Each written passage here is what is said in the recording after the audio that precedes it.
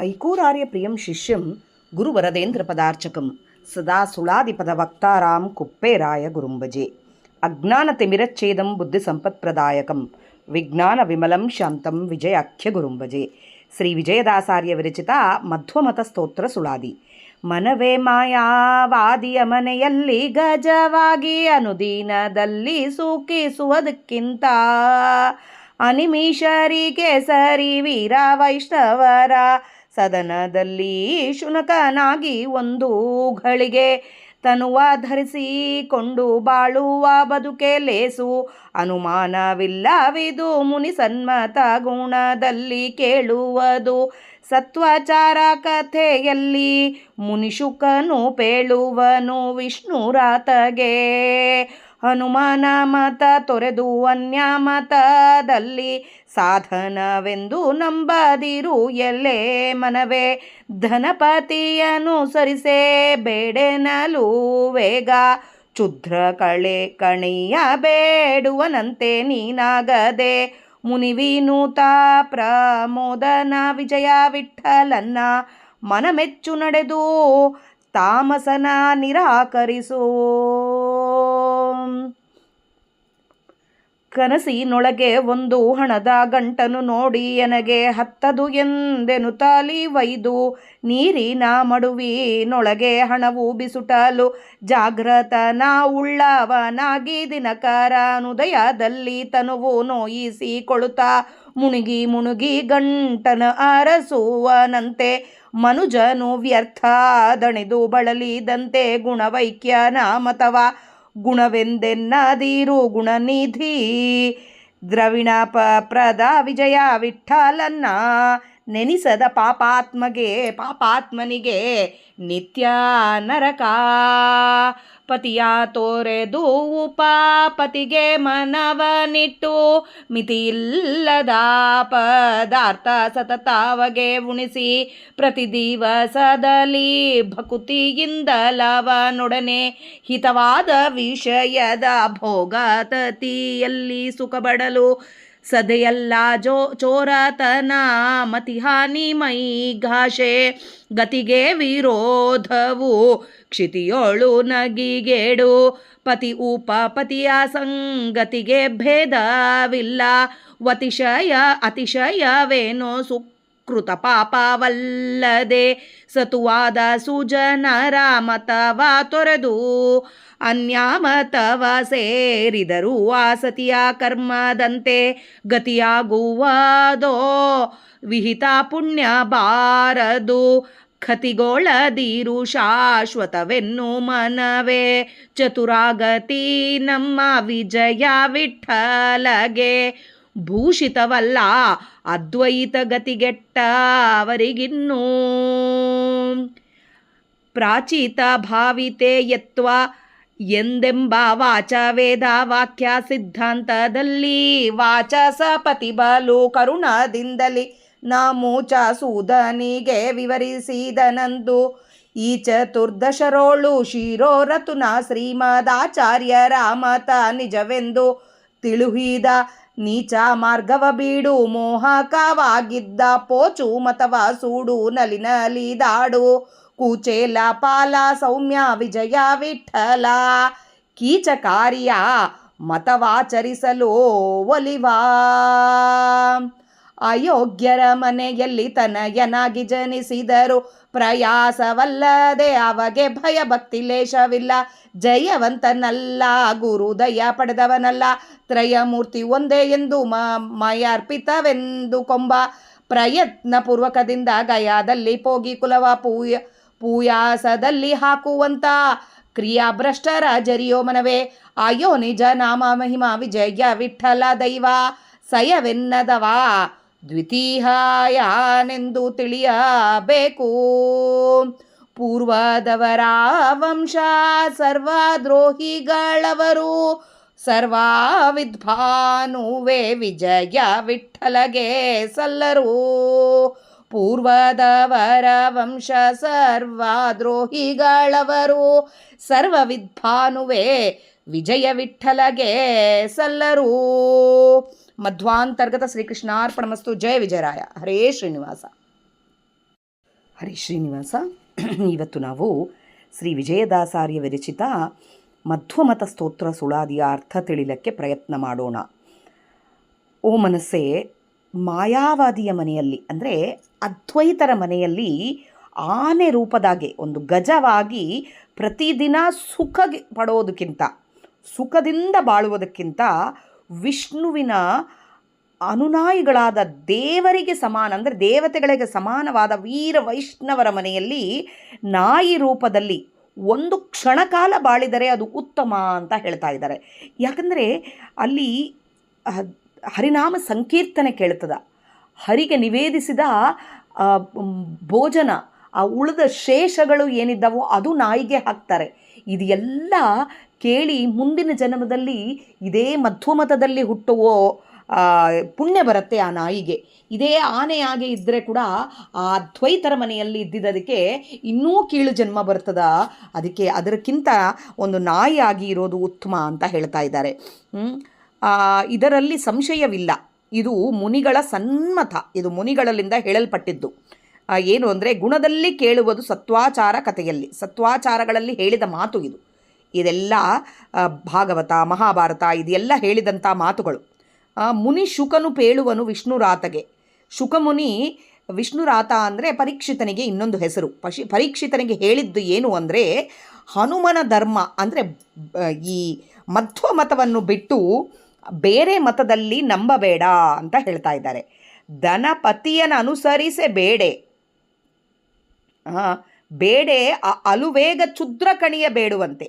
ಲಕ್ಷ್ಮೀಪತಿಯನ್ನು ಅನುಸರಿಸಿ ಅವನನ್ನು ಬೇಡಲಾರ್ದಾಗಿ ಯಾವುದೋ ಚಿಕ್ಕ ಲಾಭದ ಸಲುವಾಗಿ ಓಡುವವನಾಗಬೇಡ ತಂದೆ, ನೀನು ಓಡುವವನಾಗಬೇಡಪ್ಪ. ನೀನು ತಂದೆಯನ್ನು ನಂಬಿ ಅವನಂತರ ಹೋಗಿ ಬೇಡೋದು ಬಿಟ್ಟು ಯಾರಿಗೋ ಹೋಗಿ ಕೇಳ್ಕೊತಾ ಇದ್ದೀಯಲ್ಲ, ಅದು ಮಾಡಬೇಡ ಅಂತ ಹೇಳ್ತಾ ಇದ್ದಾರೆ. ಮುನಿಗಳಿಂದ ಪೂಜಿಸಲ್ಪಟ್ಟ ಪ್ರಮೋದನ ವಿಜಯ ವಿಠ್ಠಲ ಮನಸ್ಸು ಶುದ್ಧವಿಟ್ಟು ತಾಮಸ ಮತವನ್ನು ತ್ಯಜಿಸು ಅಂತ ಹೇಳ್ತಾ ಇದ್ದಾರೆ. ಮಾಯಾವಾದಿಗಳೊಂದಿಗೆ ಬಾಳುವುದಕ್ಕಿಂತ ವೀರವೈಷ್ಣವರ ಮನೆಯಲ್ಲಿ ಒಂದು ಕ್ಷಣ ನಾಯಿಯಾಗಿ ಇದ್ದರೆ ಸಾಕು, ಅದೇ ಶ್ರೇಷ್ಠ. ಹನುಮನ ಧರ್ಮ ಬಿಡಬೇಡ.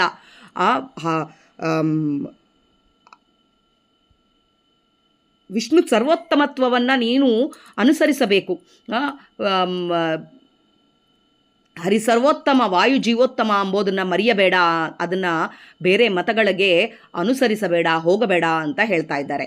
ಮತ್ತು ಮಟ್ಟತಾಳದ್ರೊಳಗೆ ಕನಸಿನೊಳಗೆ ಒಂದು ಚಿನ್ನದ ಗಂಟು, ಒಂದು ಬಂಗಾರದ ಗಂಟು ಕಾಣಿಸ್ತಂತೆ. ಅದು ನನಗೆ ಸಿಗಬೇಕು ಅಂತ ಕನಸಿನಾಗೆ ತೊಗೊಂಡೋಗಿ ನೀರಿನಾಗೆ ಇಟ್ಟನಂತೆ.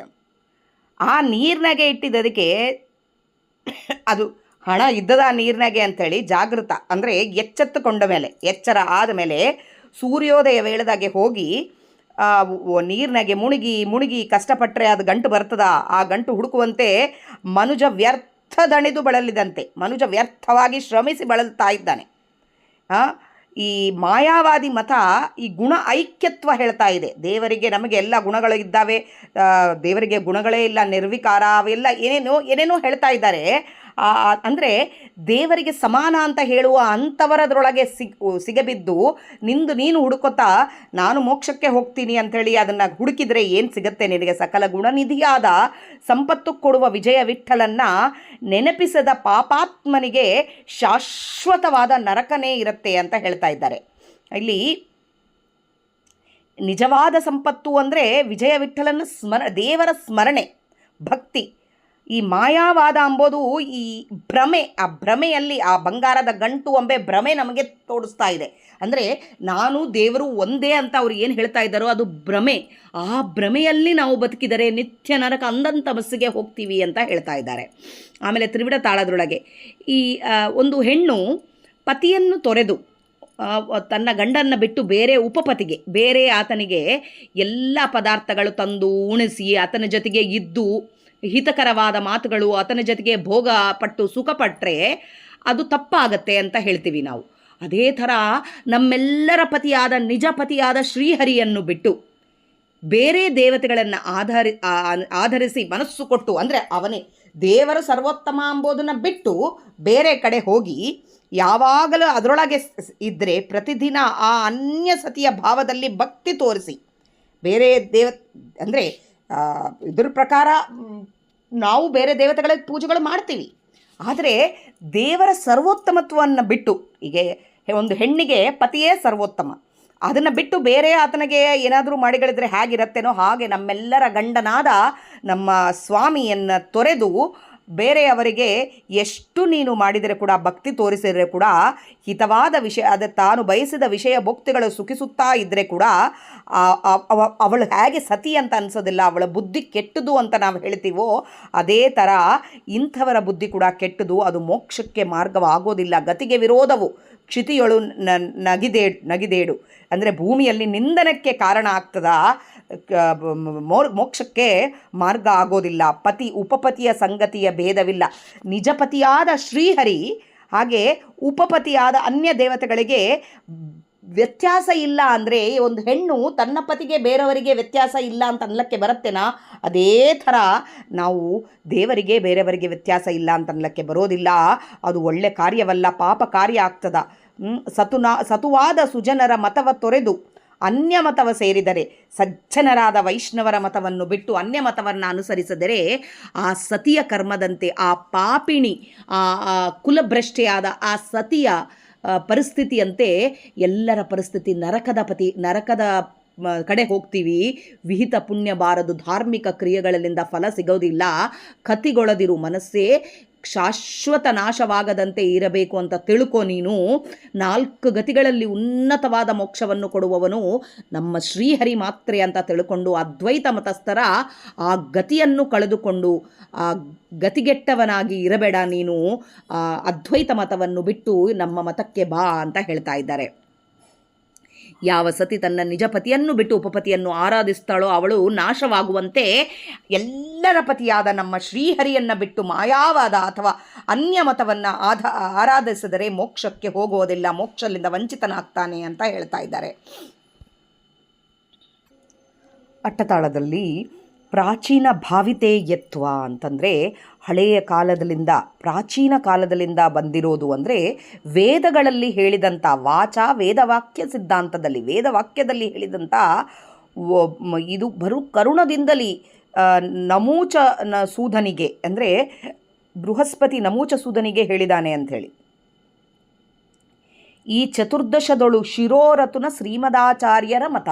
ಈ 4 ಇದರೊಳಗೆ ಅಂದರೆ ಚತುರ್ದಶದರೊಳಗೆ ಶ್ರೀಮದಾಚಾರ್ಯರ ಮತವೇ ನಿಜ ಅಂತ ತಿಳ್ಕೋಬೇಕು. ನೀಚ ಮಾರ್ಗವ ಬಿಡಬೇಕು. ಮೋಹಕವಾಗಿದ್ದ ಈ ಪೋಚು ಮತ, ಈ ಅದ್ವೈತ ಮತವನ್ನು ಸುಡು, ನಲಿದಾಡು. ಕುಚೇಲ ಪಾಲ ಸೌಮ್ಯ ವಿಜಯ ವಿಠಲ, ಕುಚೇಲ ಪಾಲನಾದ ವಿಜಯ ವಿಠಲ ಕೀಚಕಾರ್ಯ ಮತವಾಚರಿಸಲು ಒಲಿವ. ಕೀಚಕಾರ್ಯ ಮತವನ್ನು ಆಚರಣೆ ಮಾಡಬಾರ್ದು ಅಂಥೇಳಿ ನಮ್ಮನ್ನು ಎಲ್ಲ ಒಲಿತಾನೆ. ಆ ಮತವನ್ನು ತ್ಯಜಿಸಿ ನಾವು ಇದರೊಳಗೆ ಬರಬೇಕು ಅಂತ ಪ್ರಾಚೀನ ಕಾಲದೊಳಗೆ ನಮಗೆ ವಿಷ್ಣು ಸರ್ವೋತ್ತಮತ್ವದ ಬಗ್ಗೆ ಹೇಳಿದ್ದು ವೇದವಾಕ್ಯಗಳು ಅಂಥೇಳಿ ಇಲ್ಲಿ ಹೇಳ್ತಾ ಇದ್ದಾರೆ. ಆಮೇಲೆ ಆದಿತಾಳದ್ರೊಳಗೆ ಅಯೋಗ್ಯರ ಮನೆಯಲ್ಲಿ ತನೆಯನಾಗಿ ಜನಿಸಿದರು. ಅಯೋಗ್ಯರ ಮನೆಯೊಳಗೆ ಒಂದು ಮಗನಾಗಿ ಹುಟ್ಟಿದರೆ ಅದು ಪ್ರಯಾಸವಲ್ಲದೆ ಅವಾಗೆ ಭಯ ಭಕ್ತಿ ಲೇಷವಿಲ್ಲ. ಅವನಿಗೆ ಏನು ಭಯ ಭಕ್ತಿ ಎಂಬುದು ಲೇಷ ಬರೋದಿಲ್ಲ. ಜಯವಂತನಲ್ಲ, ಗುರುದಯ ಪಡೆದವನಲ್ಲ. ಜಯವಂತನೂ ಆಗೋದಿಲ್ಲ, ಗುರುದಯ ಪಡೆದವನೂ ಆಗೋದಿಲ್ಲ. ತ್ರಯಮೂರ್ತಿ ಒಂದೇ. ಈ ಬ್ರಹ್ಮ ವಿಷ್ಣು ಮಹೇಶ್ವರ ಒಂದೇ ಅಂಥೇಳಿ ಯಾರು ಹೇಳ್ತಾರೋ ಮಯಾರ್ಪಿತವೆಂದು ಕೊಂಬ. ಇದು ಹೇಳೋನು ಪ್ರಯತ್ನಪೂರ್ವಕದಿಂದ ಗಯಾದಲ್ಲಿ ಹೋಗಿ ಕುಲವ ಪೂಯಾಸದಲ್ಲಿ ಹಾಕುವಂತೆ ಅಂತ ಹೇಳ್ತಾರೆ ಇಲ್ಲಿ. ನಮ್ಮ ಪ್ರಯತ್ನಪೂರ್ವಕದಿಂದ ಗಯಾಕ್ಕೆ ಹೋಗಿ, ಪ್ರಾಯಶ್ಚಿತ್ತವಾಗಿ ಗಯಾಕ್ಕೆ ಹೋಗಿ ತನ್ನ ಪಾಪ ಪೂರ್ವಜನ್ಮದ ಕುಲವನ್ನು ಹಾಳು ಮಾಡ್ತಾ ಇದ್ದದ ಅಂಥೇಳಿ. ಅಂದರೆ ಇಲ್ಲಿ ಮಾಯೆಯ ಪ್ರಭಾವದಿಂದ ಯಾರು ಹೇಳ್ತಾರೋ ಅವರು ಗಯಾಕ್ಕೆ ಹೋಗಿ ಶ್ರಾದ್ದ ಮಾಡಿದರೂ ಕೂಡ ಅವ್ರಿಗೆ ಯಾವ ಪುಣ್ಯ ಬರೋದಿಲ್ಲ ಅಂತ ಹೇಳ್ತಾರೆ. ಪ್ರಾಯಶ್ಚಿತ್ತವಾಗಿ ಹಿಂದಿನವರ ಇದು ಮಾಡಬೇಕು ಅಂತ ಹೋದವರು ಅವರಿಗೆ ಏನು ಮಾಡಿದರೂ ಕೂಡ ಅದರಿಂದ ಪ್ರಾಯಶ್ಚಿತ್ತ ಆಗೋದಿಲ್ಲ ಅಂತ ಹೇಳ್ತಾರೆ. ಅಯೋನಿಜ ನಾಮ ಜನ್ಮರಹಿತನಾದ ವಿಜಯ ವಿಠಲ ಅವರ ನಾಮವನ ಮಹಿಮನು ಯಾರು ಅರಿಯದಿಲ್ಲನೋ ದೇವರು ದ್ವೈತ ಮತವನ್ನು ಗ್ರಹಿಸಬೇಕು. ನಾವು ಅದ್ವೈತ ಮತವನ್ನು ಬಿಡಬೇಕು. ದ್ವಿತೀಯಾಹನೆಂದು ತಿಳಿಯಬೇಕು. ದೇವರು 2 ಎಂಬ ಅಂದರೆ ನಮ್ಮ ಒಳಗೆ ಒಂದು ರೂಪದಿಂದ ಇರ್ತಾನೆ, ಹೊರಗೆ ಒಂದು ರೂಪದಿಂದ ನಮ್ಮನ್ನು ಕಾಪಾಡ್ತಾ ಇರ್ತಾನೆ. ನಮ್ಮ ಒಳಗೆ ಸ್ವಾಮಿ ಇರ್ತಾನೆ. ಆಗಲಿ ನಾವು ದೇವರು ಒಂದೇ ಎಂಬುದನ್ನು ಬಿಟ್ಟು ಬಿಡಬೇಕು ನಾವು ದೇವರು ಒಂದೇ ಎಂಬುದನ್ನು ನಾವು ಅದನ್ನು ತ್ಯಜನೆ ಮಾಡಿ ಐಕ್ಯತ್ವ ಇದ್ದದ ಅಂತ ಅಂಬೋದನ್ನು ನೀನು ತಿಳಿಬೇಡ. ನಿಜವಾಗಿ ದುರ್ಮಾರ್ಗದೊಳಗೆ ಬಿದ್ದಂಗೆ ಆಗತ್ತೆ. ಯಾರು ಅಧರ್ಮಿಗಳ ಮನೆಯಲ್ಲಿ ಜನಿಸಿ ಭಯಭಕ್ತಿಗಳಿಲ್ಲದೆ ಗುರು ಕೃಪೆ ಪಡೆಯದೆ ತ್ರಿಮೂರ್ತಿಗಳು ಒಂದೇ ಅಂತ ಹೇಳ್ತಾರೋ ಅವರ ಜೀವನ ಧಾರ್ಮಿಕವಾಗಿ ಭ್ರಷ್ಟ ಅಂತ ಹೇಳ್ತಾರೆ ವಿಜಯದಾಸರಲ್ಲಿ. ಅಂಥವರು ಗಯಾದಲ್ಲಿ ಯಜ್ಞಾದಿಗಳು ಮಾಡಿದರೂ ಕೂಡ, ಅಲ್ಲಿ ಹೋಗಿ ಏನು ಮಾಡಿದರೂ ಕೂಡ ತಮ್ಮ ಹಿಂದಿನವರ ಇದು ಮಾಡಬೇಕು ಅಂಥೇಳಿ ಏನು ಮಾಡಲಿಕ್ಕೆ ಹೋದರೂ ಕೂಡ ಅವರ ಪಾಪ ಶುದ್ಧಿ ಆಗೋದಿಲ್ಲ. ದೇವರ ನಾಮ ಮಹಿಮೆಯನ್ನು ಅರಿಯದವನು ನಾಶನವಾಗ್ತಾನೆ. ಅದ್ವೈತ ನಂಬಿಕೆಯ ಮರಣದ ಹಾದಿಯಾಗಿದೆ ಅಂಥೇಳಿ ದಾಸರು ಎಚ್ಚರ ಕೊಡ್ತಾ ಇದ್ದಾರೆ ಇಲ್ಲಿ. ಪೂರ್ವದವರ ವಂಶ, ಹಿಂದಿನ ಜನ್ಮಗಳಲ್ಲಿ ಪಾಪ ಮಾರ್ಗ ಹೋದವರ ವಂಶಸ್ಥರು ಸರ್ವದ್ರೋಹಿಗಳವರು, ಸರ್ವನಾಶಕರಾದ ಸತ್ಯದ್ರೋಹಿಗಳವರು, ಸರ್ವವಿದ್ವಾನು ಸರ್ವಜ್ಞಾನ ಸೂರ್ಯನಾದ ವಿಜಯ ವಿಠ್ಠಲ ಅಂಥವರನ್ನು ಕೊನೆಯಲ್ಲಿ ದೇವರು ಶರಣಾಗಬೇಕು. ಇಲ್ಲಾಂದರೆ ಅವರು ಈ ಅದ್ವೈತ ಮತದಲ್ಲಿ ಇದ್ದರೆ ಅವರು ಅಂಧಂತಮಸ್ಸಿಗೆ ಹೋಗ್ತಾರೆ ಅಂತೇಳಿ ಇಲ್ಲಿ ವಿಜಯದಾಸರು ಹೇಳ್ತಾ ಇದ್ದಾರೆ. ತಮ್ಮ ಹಿಂದಿನ ಪಾಪ ಸಂಸ್ಕಾರದಿಂದಲೂ ಮೋಹಿತರಾದವರು ಎಲ್ಲವನ್ನೂ ಬಲ್ಲ ಸರ್ವಜ್ಞಾನನಾದ ವಿಜಯ ವಿಠ್ಠಲ ಶರಣಾಗಿದರೆ ಸಾಕು, ಅವರನ್ನ ಪಾಪದಿಂದ ಬಿಡಿಸಿಕೊಳ್ತಾರೆ ದೇವರು ಅಂತೇಳಿ ಹೇಳ್ತಾರೆ ಇಲ್ಲಿ. ಅದು ನಮ್ಮ ಇದರೊಳಗೆ ನಾಹಂಕರ್ತ ಒಂದು ಸೆಕೆಂಡ್. ಈ ಸುಳಾದಿಯಲ್ಲಿ ಒಂದು ಹೇಳೋದು ಏನು ಅಂದರೆ, ಯಾರು ತಪ್ಪು ಮತದಲ್ಲಿ ಹುಟ್ಟಿದರೆ ಕೂಡ ಗುರುಕೃಪೆಯಿಂದ ಮತ್ತು ಭಗವದ್ಭಕ್ತಿಯಿಂದ ಮಾತ್ರ ಉದ್ಧಾರ ಆಗ್ತಾರೆ. ಅದ್ವೈತದಂತಹ ತಪ್ಪು ನಂಬಿಕೆಯನ್ನು ಬಿಟ್ಟು ದೇವರಲ್ಲಿ ನಿಷ್ಠೆ ಇಡಬೇಕು, ಇದೇ ಸಾಧನದ ಸಾರ ಅಂತ ಹೇಳ್ತಾ ಇದ್ದಾರೆ.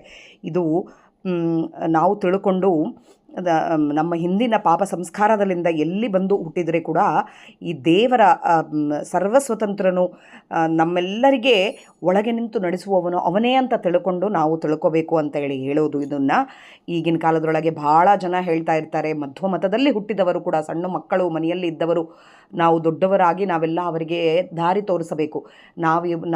ನಮ್ಮೊಳಗೆ ದೇವರಿದ್ದಾನೆ, ನಾವು ದೇವರು ಒಂದೇ, ಇಲ್ಲ ಎಲ್ಲ ದೇವರುಗಳು ಒಂದೇ, ಆದರೆ ಹಾಗ್ಯಾಕಂತೀರಿ, ಇನ್ನು ಬಹಳಷ್ಟು ಜನ ಇದ್ದಾರೆ ಬೇರೆ ಮತಗಳ ದೇವರುಗಳು ಕೂಡ ಒಂದೇ ಅಂತ ಹೇಳ್ತಾರೆ. ಈ ಏನು ನಮಗೆ ಪಂಚಭೇದಗಳು ಇದ್ದಾವೋ ಅದು ಮುಂದಿನ ಪೀಳಿಗೆಗೆ ತಿಳಿಸ್ತಾ ಹೋಗಬೇಕು. ಇಲ್ಲ ಅಂದರೆ ನಮಗೆ ಬಹಳ ಕಷ್ಟ ಆಗತ್ತೆ ಮುಂದಿನ ಇದರೊಳಗೆ ಅಂಥೇಳಿ ತಿಳ್ಕೋಬೇಕು. ಇದನ್ನು ಬಹಳ